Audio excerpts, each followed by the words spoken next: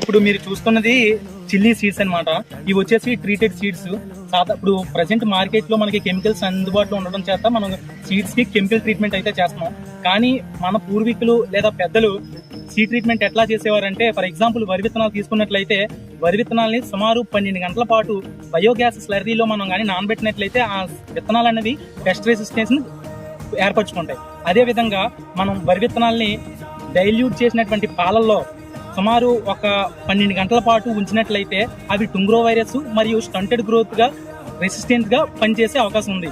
అదే విధంగా వసకొమ్ము మరియు గోమూత్రం కలిపినటువంటి సొల్యూషన్ లో వరి విత్తనాల్ని ఒక 3 నుంచి 6 గంటల పాటు నానబెట్టినట్లయితే అవి డిస్ఇన్ఫెక్షన్, సీడ్స్ కి ఏమైనా ఇన్ఫెక్షన్ ఉంటే అవి తొలగిపోయేటటువంటి అవకాశం ఉంది. అదే విధంగా మేకల నుంచి వచ్చినటువంటి ఎరువుని మనం సొల్యూషన్ గా ప్రిపేర్ చేసుకొని అందులో ఒక రోజు పాటు మనం వరి విత్తనాలను కానీ నానబెట్టినట్లయితే అధిక శాతం జర్మినేషన్ అంటే మొలకెత్తేటటువంటి అవకాశం ఉంది. అదే విధంగా పత్తి విత్తనాలు అయితే రెడ్ సాయిల్ మిక్స్ చేసి మనం షేడ్ డ్రై అంటే నీడలో ఎండబెట్టినట్లయితే అది సీడ్ అనేది డార్మెన్సీ తొలగిపోయే అవకాశం ఉంది.